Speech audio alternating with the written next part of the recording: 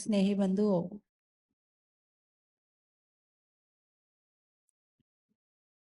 चोरी कभी चोरी करी है? बोलिए ना, कभी चोरी करी कि नहीं करी? किस किस ने नहीं करी वो हाथ उठाए।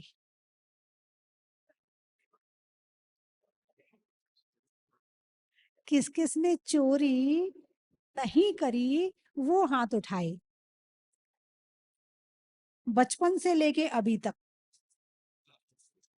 है, कभी चुरा के खाया है, कभी चोरी से पैसे निकाले हैं, कभी चोरी से मित्र के यहाँ गए हैं, कभी चोरी से होटल में खाने चले गए हैं। कहीं ना कहीं तो पकड़े जाओगे। हैं, चोरी जरूर करी है। अपनी चर्चा चोरी पर चल रही है कि जिस चीज पर हमारा अधिकार नहीं है उस चीज को अपना मानना और उसे लेना, ये चोरी कहलाती है ना। बिना पूछे, बिना दिए किसी और की वस्तु को लेना, बोलिए, चोरी है। लेकिन भगवान महावीर देखो कैसे धीरे धीरे धीरे धीरे करके कितने ऊपर पहुंचाते हैं।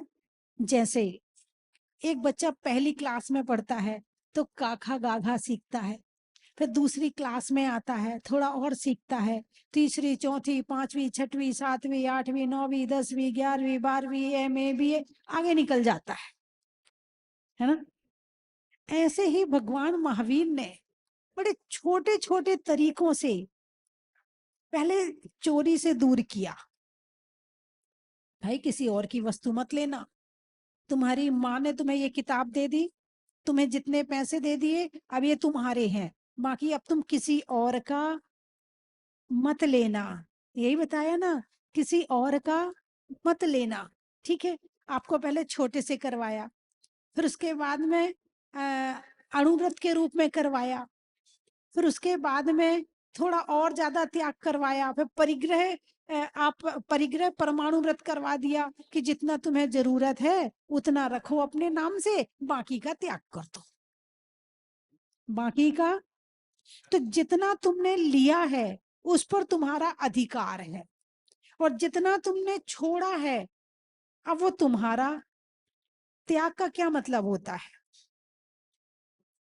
आप लोग समझते नहीं हो। जो छोटा छोटा छोटा त्याग करवाया जाता है वो बहुत गहराई तक जाता है, और जो जितनी गहराई तक जाता है वो उतनी ऊंचाई तक जाता है, और जो गहराई में नहीं जाता है वो ऊंचाई में भी नहीं जाता है। यदि 5 मंजिल बिल्डिंग बनानी हो तो उसके लिए नींव कितनी डालनी पड़ेगी, उस हिसाब से डालनी पड़ेगी, है ना। यदि तुम नींव तो थोड़ी सी डाल दो और बिल्डिंग ऊंची बना दो तो क्या होगा, गिर जाएगी, है ना। ऐसे ही त्याग पहले छोटे छोटे तुम्हें त्याग नीचे की तरफ ले जाते हैं। अब इसका त्याग करो, अब इसका त्याग करो, अब इसका त्याग करो, क्या हल्के होते गए। एक व्यक्ति पहाड़ पर चढ़ रहा है, उसके ऊपर करीब 10 पत्थर रखे हुए हैं, पहाड़ पर चढ़ना है। अब चढ़ा नहीं जा रहा, क्या करें, गुरु ने आज्ञा दी है कि पहाड़ पर चढ़ के दिखाओ इसको रख के। अब थोड़ा चढ़ा, एक पत्थर उतार दिया, थोड़ा हल्का हो गया, फिर थोड़ा और चढ़ा, एक और उतार दिया, अभी भी भारी लग रहा है, थोड़ा एक और उतार दिया, थोड़ा चढ़ा एक और उतार दिया, और जब हल्का हुआ तो ऊपर तक आराम से चला गया। ऐसे ही पापों से, कषायों से, मोह से, राग से भारी हो जाते हैं। क्या हो जाते हैं, भारी हो जाते हैं। जितना सोने की तुम्हारे अंदर या तुम्हारे पास है अथवा आकांक्षा है, जो सोना है तुम्हारे पास वो तुम्हारे अंदर नहीं है।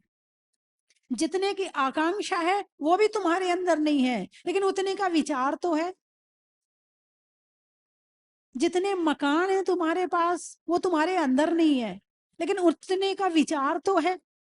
तो जितना जितना विचार चल रहा है वो हमें भारी करता है, और वो जितना भारी करता है उतना हम टेंशन में, डिप्रेशन में और दुनिया तरह के विचारों से हम परेशान हो जाते हैं, और जितना जितना त्याग करते जाएंगे उतना उतना हल्के होते जाएंगे, और जितना जितना हल्के होते जाएंगे उतना उतना सुखी होते जाएंगे, और जितने हल्के होगे उतने ऊपर की तरफ जाओगे, और जितने भारी होगे, अरे बोलिए ना, उतने नीचे की तरफ जाओगे।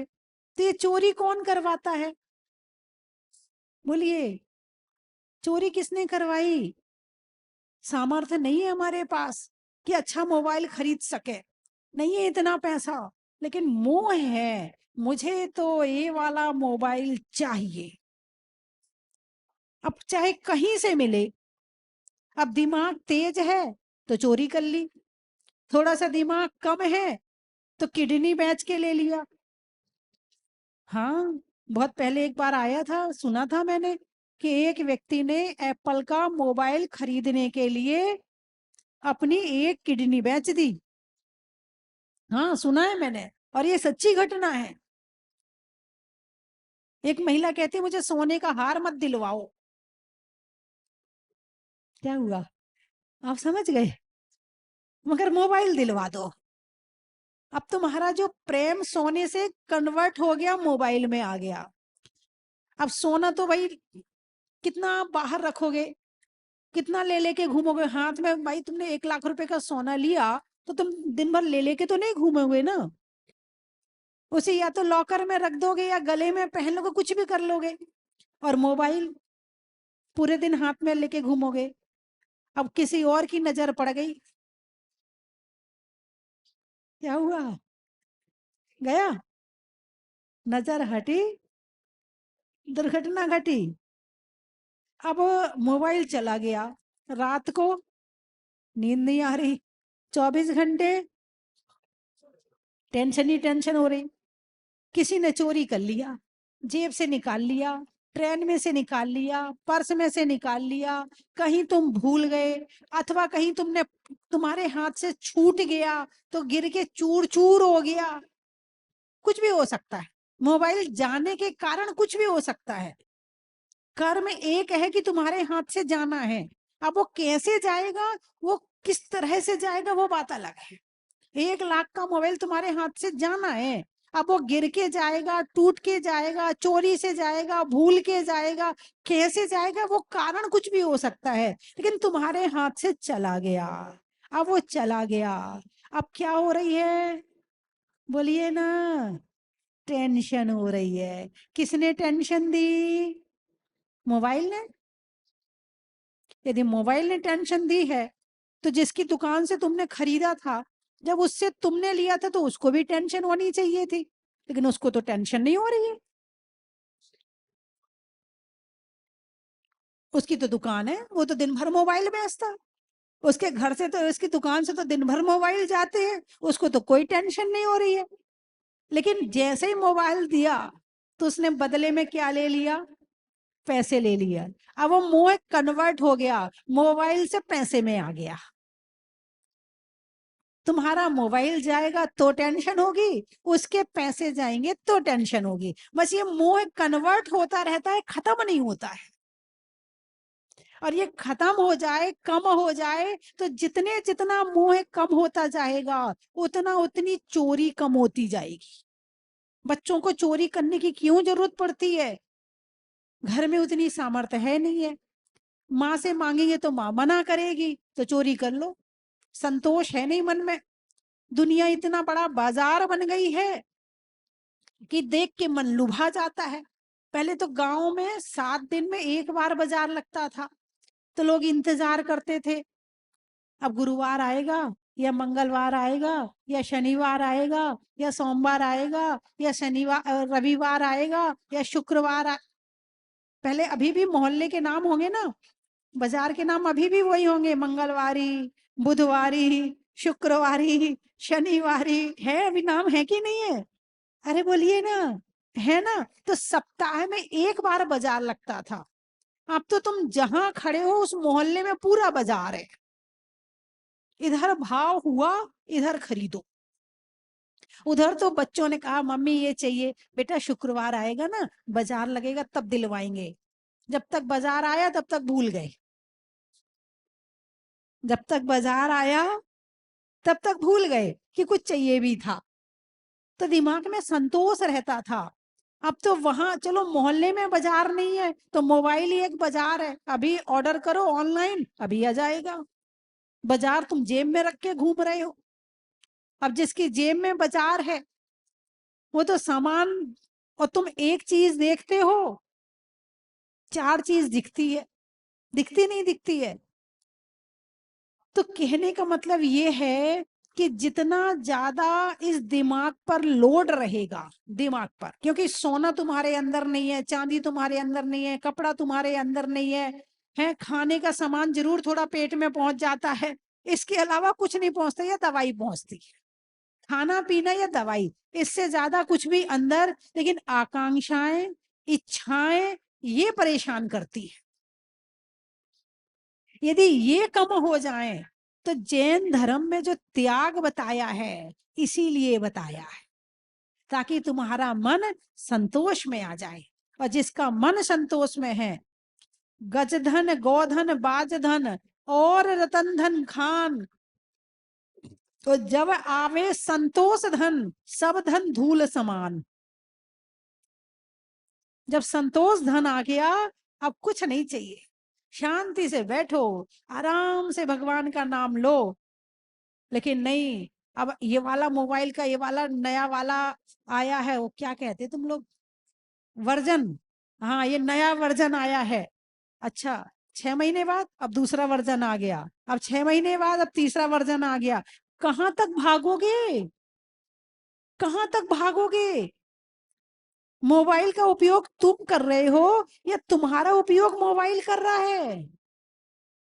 किडनी बेच दी, किडनी बेच दी, मोबाइल चाहिए। तुमने मोबाइल का उपयोग किया या मोबाइल ने तुम्हारा उपयोग किया? खाने में से कम खा लिया, पहनने में कम पहन लिया, मगर मोबाइल चाहिए। किसने तुम्हारा उपयोग किया, मोबाइल ने तुम्हारा या तुमने मोबाइल का? हाँ, खोजपूर्ण दृष्टि बनाओ, वैज्ञानिक बनो। वैज्ञानिक तो खोज खोज के तुम्हें दे रहे हैं, जो वो तुम्हें खोज के दे रहे हैं तुम उसमें खोज करो।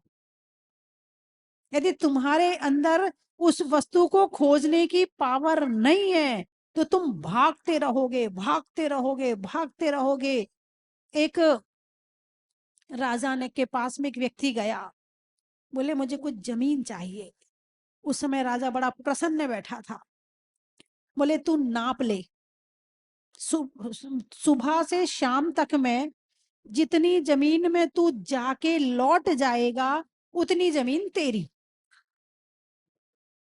क्या कहा? सुबह से सूरज उगने से सूरज डूबने तक, सूरज उगने से सूरज डूबने तक जितनी जमीन पे तू जाके लौट के आ जाएगा उतनी जमीन तेरी। खुश हो गया, मजा आ गया। अब तो भागना शुरू किया। अब वो धीरे धीरे चलेगा या भागेगा? उसकी जगह तुम होते तो क्या करते? अरे बोलिए ना, है भागते। जून का महीना, भाग रहा है, भाग रहा है, और तेज और तेज और तेज, लौटने की तो भूल ही गया। बस एक ही बात याद रही, जितनी जमीन तू दौड़ के नाप लेगा वो तेरी। चलता गया, ना पानी पिया, और ऐसा भागा, ऐसा भागा, ऐसा भागा, हार्ट अटैक आ गया, गिर के मर गया। कहां तक भागोगे इस संसार की वस्तुओं को खरीदने के लिए? चोरी के भाव उत्पन्न होंगे, हिंसा के भाव उत्पन्न होंगे, है झूठ बुलवाएगा कौन? ये इच्छाएं, ये आकांक्षाएं। और संतोष है जिसकी जिन बच्चों के मन में संतोष होता है, ठीक है मम्मी आपने ये बना दिया ना, हम यही खा लेंगे। ठीक है मम्मी आपने जो पहना दिया, आपने जो कपड़े ले आए हम वही पहन लेंगे। ठीक है मम्मी आप जो कहेंगे मैं, उसको चोरी करने की जरूरत ही नहीं है, वो बच्चा संतोषी है, उसके ये घर में भी सुखी है, और जब वो ससुराल जाएगी, लड़की होगी तो ससुराल जाएगी, वहां भी सुखी रहेगी और वहां भी घर वालों को सुखी रखेगी। और यदि जिसके मन में संतोष नहीं है, वो बच्ची हो या बच्चा, यहाँ रहेगा तो यहाँ भी लड़ता झगड़ता, माँ को परेशान, पिता को परेशान, सबको करता रहेगा। और ससुराल जाएगी लड़की तो वहां पति को परेशान करेगी, सास को परेशान करेगी। और यदि लड़का होगा तो पति पत्नी दोनों आपस में खूब झगड़ेंगे और दोनों अलग हो जाएंगे, और इसमें टेंशन के अलावा कुछ और मिलने वाला नहीं है। जो भगवान महावीर ने त्याग की परंपरा दी है, जो त्याग का अद्भुत जादू दिया है, जो त्याग सुख का रास्ता बताया है, वो था, है और रहेगा। तो मानो या ना मानो। बात समझ में आई कि नहीं आई? त्याग बचपन से, अभी कल बड़ौत से हमारे लक्की भाई और सुभाष जी के परिवार से आए हैं, तो रात को मेरे पास बैठे थे, तो मैंने फिर इनसे कहा कि भाई कुछ किया करो। बोले माता जी क्या करें? तो मैंने कहा 14 चतुर्दशी एकासन कर लो। बोले उपवास तो होते नहीं है। मैंने कहा 14 चतुर्दशी एकासन कर लो। एक बार तो पहले बोले हम साल में दो दो दिन करते, फिर नहीं करते। मैंने कहा तुम करके देखो तो सही, मैंने प्रेरणा करी। अब बच्चे ऐसे हैं कि वो जन्म के पहले से जुड़े हैं, आप समझ गए होंगे, जन्म के पहले से जुड़े हैं, आते हैं, हमेशा आते हैं, पूरा परिवार आता है। तो संस्कार गुरु भक्ति के बहुत है, खूब गुरुओं की सेवा करते हैं। तो एक बार तो थोड़ी सी गर्दन यूं हुई, अच्छा चलो आप कह रही हो तो कर लेंगे। क्या होगा इससे? एक आसन करने से क्या होगा? खाने में कंट्रोल, इच्छाओं पर कंट्रोल। जब तुमने भोजन में कंट्रोल किया, भक्ति करी, पूजा करी, तो और चीजों पे भी कंट्रोल होगा। जैसे पेट पे कंट्रोल होता है ना, तो मन अपने आप ठिकाने पे आ जाता है। और जो पेट पे कंट्रोल नहीं करता है ना, उसका मन कभी ठिकाने पे नहीं रहता है। इसीलिए जीवन में एकासन और उपवास बहुत जरूरी है। तो पर हो गया ना, जब पर हो गया तो पर को ग्रहण करना क्या है? बड़ी गहराई की बात कह रही हूँ, यदि समझ सको तो। जहां से मैं बोल रही हूँ वहां यदि आप पहुंच सको तो आप समझना बहुत अंदर पहुंच गए। तो पर को ग्रहण करना क्या है? चोरी है कि नहीं है? है?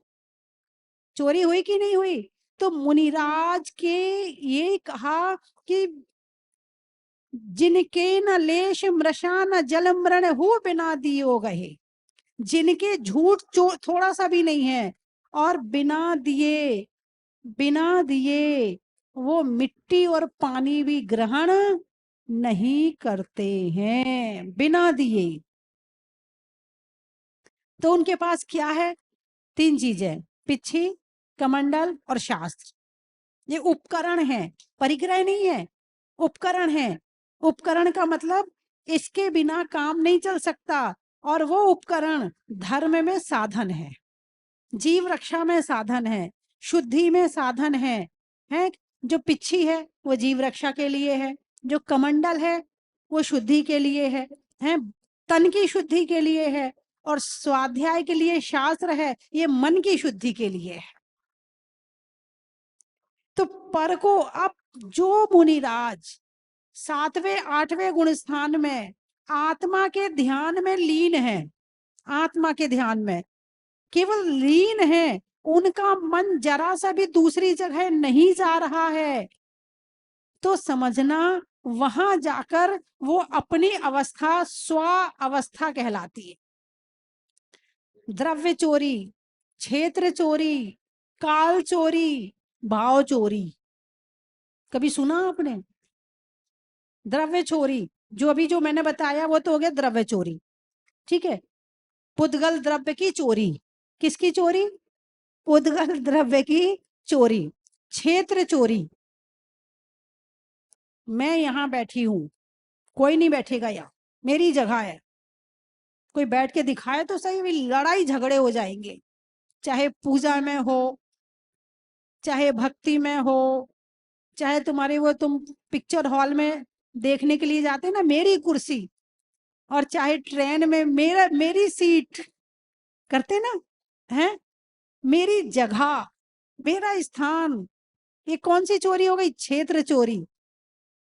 मुनिराज जिस गुफा में बैठे हैं, यदि कोई दूसरा वहां आए तो मुनिराज उसे भगा नहीं सकते हैं, भगाते नहीं हैं। यदि भगाते हैं तो ये क्षेत्र चोरी में आ जाएगा। आकाश द्रव्य मेरा नहीं है, मैं अलग हूं और आकाश अलग है। ये क्षेत्र चोरी, काल चोरी।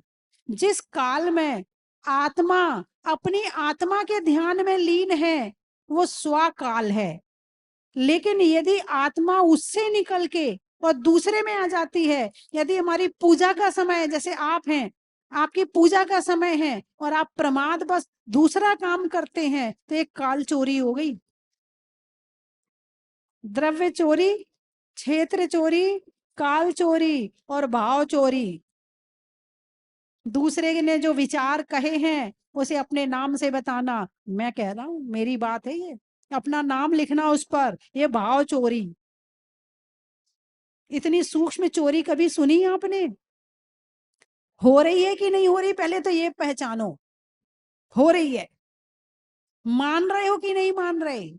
मान नहीं रहे हैं, कर भी रहे हैं और मान भी नहीं रहे हैं। तो जो चीज कर रहे और मान नहीं रहे हैं, पाप लग रहा कि नहीं लग रहा?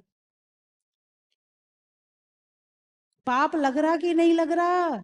लग रहा ना। तुम्हें पता ही नहीं है कि अनजाने का कितना पाप लगता है। ऐसे अनजाने का बहुत पाप लगता है, बहुत पाप लगता है। इसलिए जब प्रतिक्रमण किया जाता है तब कहते हैं जाने में अनजाने में, भगवान मैं अज्ञानी हूं, पता नहीं मैं बिना जाने कितने पाप कर लेता हूँ, है जान करके तो मैं फिर भी बचने का प्रयास करता हूँ, लेकिन अनजाने में ना जाने कितने पाप करता हूँ प्रभु, वे सारे पाप मेरे मिथ्या हो गए। इसीलिए प्रतिक्रमण किया जाता है और इसीलिए स्वाध्याय किया जाता है, पता तो चले कि क्या सही है, क्या गलत है, क्या करना है, क्या नहीं करना है। अरे बोलिए ना, आप तो बिल्कुल हिल भी नहीं रहे हो, बिल्कुल। और हिल नहीं रहे मतलब सुई में धागा डालते हैं, कब जाता है सुई में धागा? है जब स्थिर हो जाते हैं। आप सब बिल्कुल स्थिर हो गए हो, इसका मतलब सीधा अंदर जा रहा है, सीधे अंदर जा रहा है, बिल्कुल नहीं इधर उधर हो रहा है। भटकते मन से नहीं सुन रहे हो, स्थिर मन से सुन रहे हैं। वो लेंस होता ना, लेंस, धूप में उसकी किरणें इकट्ठी करो तो कागज जल जाता है, वैसे बिखरी हुई है धूप की किरणें, लेकिन इकट्ठी करके कागज पे डाल दो तो जल जाता है कागज। होता कि नहीं होता है? ऐसे ही मन वचन काय तीनों को एकाग्र करके ध्यान किया जाए, उससे ही कर्मों का नाश होता है। जब पापों से बचना चाहोगे, कैसे बचोगे? कैसे बचोगे? जब तक आत्मा में स्थित नहीं है, अभी इस जन्म में तो संभव नहीं है। हाँ, कम हो सकते हैं। क्या हो सकते हैं? भाई सिर पे 10 पत्थर रखे हैं और सिर पे 2 ही पत्थर रखे हैं, फर्क है कि नहीं है? है ना? तो कम से कम जितना व्यर्थ का बोझ है वो तो उतारो, व्यर्थ का बोझ तो उतारो। और उसके लिए सबसे जरूरी है इच्छाओं की कमी। मैं ये नहीं कह सकती कि खत्म कर दो, और होंगे भी नहीं, लेकिन कम तो कर सकते हैं। और उसको कम करने का एक ही साधन है, त्याग। बड़ा बड़ा त्याग नहीं कर रहे, छोटा छोटा कर दो, है ना? आप महाराज जी नहीं बन पा रहे, आप माता जी नहीं बन पा रहे, कम से कम जो श्रावक के व्रत हैं उन्हीं का पालन कर लो। यदि उतना भी नहीं कर पाए तो फिर तो लगातार चारों तरफ से पापों का दरवाजा खुला पड़ा है, और भुगतना किसको पड़ेगा? अरे बोलिए ना, परिवार वाले, घर वाले, कौन भुगतेगा? अपने को भुगतना पड़ेगा। तो इसीलिए जैन धर्म को समझो, स्वाध्याय को करो, है प्रवचन सुनो। सुनते हो नहीं सुनते हो? कौन कौन सुनता है? हाथ उठा के बताओ। चल, बच्चे भी सुन लिया करो, ठीक है? आप लोग भी सुन लिया करो। इससे क्या होगा? कम से कम ज्ञान तो रहेगा, निर्णय लेने में सहूलियत रहेगी, ये पता चलेगा कि क्या गलत है और क्या सही है। वरना कर भी रहे हैं और पता भी नहीं चल रहा है। चलिए, मैं 3 चीजें बोलूंगी, आपको कहना बड़ा ही महत्व है। घर में मोरी का, माँ की छोरी का, और नहीं करने में चोरी का,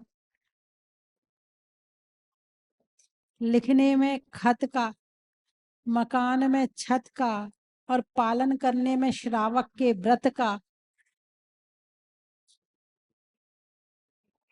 हिंदी में मात्रा का, स्कूल में छात्रा का, और आज आपकी जहाजपुर की यात्रा का।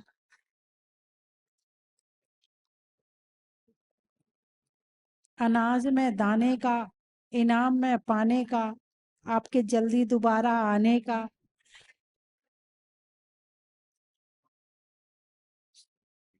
जेब में नोट का, नेता में वोट का, और आने वालों में बढ़ोत का।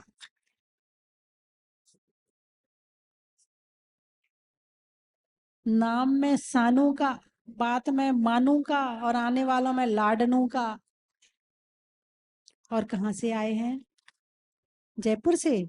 गाने में सुर का, नृत्य में नूपुर का, आने वालों में जयपुर का। और नोएडा। गर्मी में घड़ा का, भोजन में बड़ा का, और आने वालों में नोएडा का। कौन सा गंज?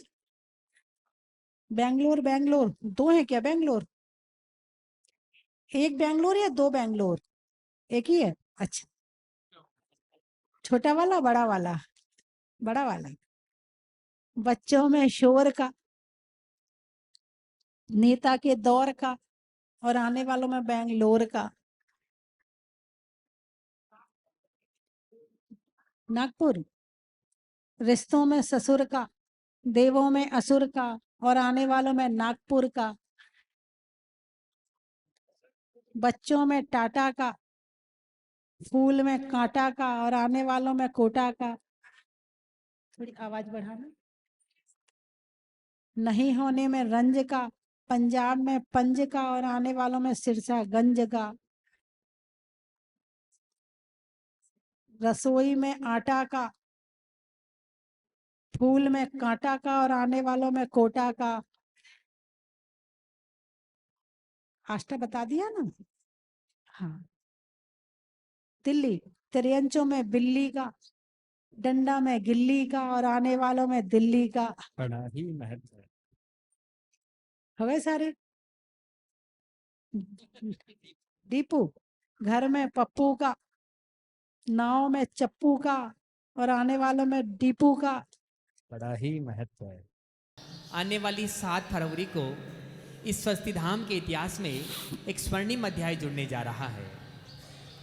पूज्य गुरु माँ स्वस्ति भूषण माता जी के सत्संग मंगलमय सानिध्य और पूज्य माता जी के निर्देशन में मुनीश्वरनाथ भगवान जिस जगह पर पूर्व में विराजमान थे, जहाँ पर 6 साल तक भगवान विराजमान रहे जिस भूमि पर, और उस भूमि की ऊर्जा से और वहाँ के अतिशय से ये जहाज मंदिर बना, और आज ये जहाज मंदिर golden book of world record में दर्ज हो चुका है।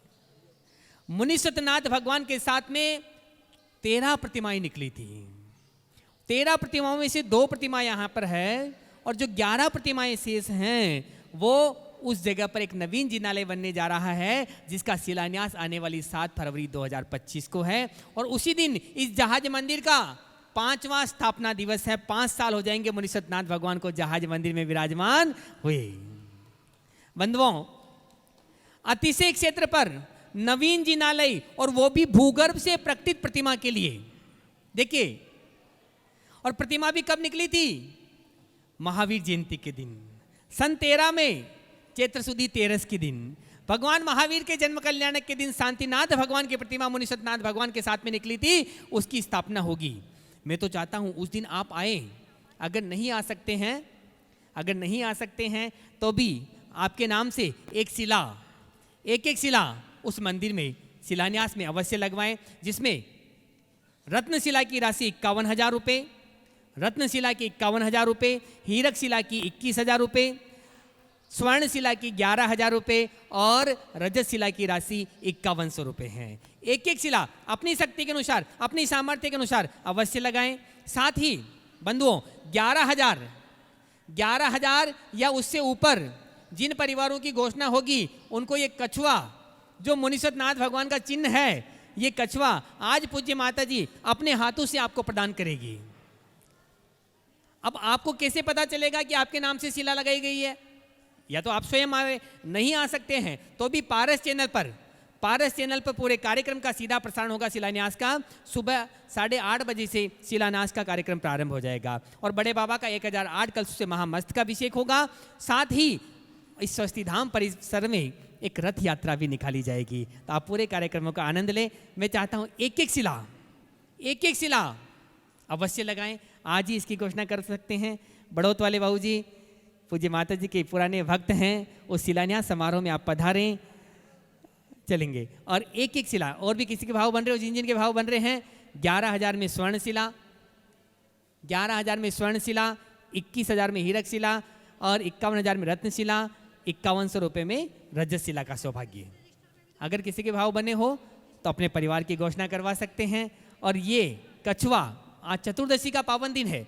विशेष दिन पर दान करना, विशेष दिनों के दिन दान करना विशेष फलदायी होता है। और आज चतुर्दशी का पावन दिन है तो अपनी घोषणा करवा सकते हैं। 21,000 में हीरक शिला का सौभाग्य श्री राजेंद्र कुमार जी, संजय कुमार जी, पांड्या परिवार कोटा ने प्राप्त किया है। और 51,000 रुपये में एक रत्नशिला का सौभाग्य श्री नेमीचंद जी, अमित कुमार जी, अनीता जी, अरीना, कोमल, काव्या जी, बड़जातिया परिवार सूरत वालों ने 51,000 रुपये में एक रत्नशिला का सौभाग्य प्राप्त किया है। और साथ ही एक स्वर्ण शिला का सौभाग्य राजेंद्र कुमार जी, अंकुर जी, अंकित जी, सराफ परिवार जयपुर ने प्राप्त किया है। सभी के पुण्य की अनुमोदना करता हूँ। साथ ही 2 स्वर्ण शिला का सौभाग्य चंपालाल जी जैन, विजयनगर आसाम और विजयनगर गुजरात, श्री अरुण जी, अनुभव जी, इविका, अजय, अक्षित जी जैन कोटा नशीराबाद और रजत शिला उत्तम चंद जी, सुधीर कुमार जी जैन कन्नौज उत्तर प्रदेश। सभी को बहुत बहुत अभिनंदन, बहुत बहुत बधाई। श्री पुखराज जी, मनोज कुमार जी, पांड्या परिवार गोरखपुर, जो इस तीर्थ के अनन्य भक्त है, इस क्षेत्र की हर योजना से जुड़े हैं, उन्होंने आने वाली 7 फरवरी को जो नवीन जिनालय का शिलान्यास होने जा रहा है, उसमें ऑनलाइन 1,11,000 रुपये की घोषणा की है। मैं आपके पुण्य की भावों की अनुमोदना करता हूँ। यहाँ पूर्व में आ चुके हैं और हर योजना से जुड़े हैं। पुखराज जी भाई साहब का बहुत बहुत अभिनंदन। भगवान की प्रतिमा में एक अलौकिक सी शक्ति है जो अपनी ओर खींचती है। मैं सुबह जब 7 बजे यहाँ पे आई तो मुझे इतना अच्छा लगा, बिल्कुल एक इतनी शांति, इतनी मन को इतना अच्छा लगा, बहुत ही अच्छा। मैं भावों से व्यक्त नहीं कर सकती, इतना बढ़िया लगा मुझे यहाँ। जब शुरू में जब पुराना मंदिर था यहाँ पे, तब पहली बार जब मैं यहाँ पे आया तो भगवान के दर्शन करते ही एक बहुत ही अलग ऐसी यानी कि एनर्जी मिली कि उस चीज़ को मैं बयान नहीं कर सकता शब्दों में। और तब से मैं लगातार, माता जी ने उस समय आरती करवाई और तब से चालीसा का पाठ करना और करना, जो भी माता जी ने बताया, वाकई में उस चीज़ में इतनी शक्ति है, इतनी अद्भुत उस चीज़ की गहराई है। मैं आप लोगों को कहना चाहता हूँ सभी उसको करें और भगवान का आशीर्वाद सदा बना रहे। माता जी आपका आशीर्वाद बना रहे। मैं 1997 में माता जी का सानिध्य मिला था। ऐसा ही सानिध्य हम दोबारा चाहते हैं कि माता जी हमें दोबारा बड़ौत में अपना सानिध्य प्राप्त कराएं इसी साल। अपने आप इच्छा हो जाती है प्रभु के दर्शन करने की। बस पिछले 4-5 साल से यहाँ आ रहा हूँ और अपने आप बाबा यहाँ बुला लेता है। और यहाँ आके उससे ज़्यादा भी मतलब अच्छा लगा, तो बहुत बहुत अनुमोदना। मैं पिछले 3 सालों से यहाँ आने का प्रयास कर रहा था। पूरा प्लान रात को तैयार हो जाता था, पर सुबह जैसे ही निकलना होता था कुछ ना कुछ प्रॉब्लम आ ही जाती थी तो कैंसिल हो जाता था। मेरे पापा मम्मी आते ही रहते हैं, और यहाँ पे आके बहुत अच्छा लगा मुझे। मैं फर्स्ट टाइम आया हूँ और मैं चाहता हूँ मैं हर महीने आऊँ। मैं आप सभी को यहाँ पे इनवाइट करता हूँ, जिनकी भी आने की इच्छा है एक बार ज़रूर जहाजपुर आएँ। यहाँ पे खाने की, पीने की, रहने की सब चीज़ों की बहुत अच्छी व्यवस्था है। आपको यहाँ किसी प्रकार की कोई भी कमी महसूस नहीं होगी। आप एक बार आपके परिवार के साथ यहाँ ज़रूर आए। जय जिनेंद्र। तो हमें यहाँ आकर बहुत ही अच्छा और बहुत ही बढ़िया लगता है। यहाँ पे सभी प्रकार की सुविधाएं, माता जी का विशेष प्रेम है और भगवान मुनीश्वरनाथ भगवान का आशीर्वाद है। अतः एक बार ज़रूर सब जहाजपुर आने का कष्ट करें। यहाँ पे सब प्रकार की सुविधाएं हैं। यहाँ आकर आपको बहुत अच्छा लगेगा। जय जिनेंद्र। चलो स्वस्ति धाम, चलो स्वस्ति धाम, आओ स्वस्ति धाम, चलो स्वस्ति धाम। स्वस्ति धाम मुझे जाना है, मन में है ये धारणा। स्वस्ति धाम मुझे जाना है, मन में है ये धारणा। विश्व तीर्थंकर की मूरत हो, विश्व तीर्थंकर की मूरत को मन भर के निहारना। चलो स्वस्ति धाम, चलो स्वस्ति धाम, आओ स्वस्ति धाम, चलो स्वस्ति धाम। चलो स्वस्ति धाम। की थाल को सजाओ रे आज, रत्नों की थाल को भर लाओ रे आज। आओ आओ करे रे गुणगान आरती भगवन की। आओ आओ करे गुणगान आरती भगवन की। आओ आओ करे रे गुणगान आरती भगवन की।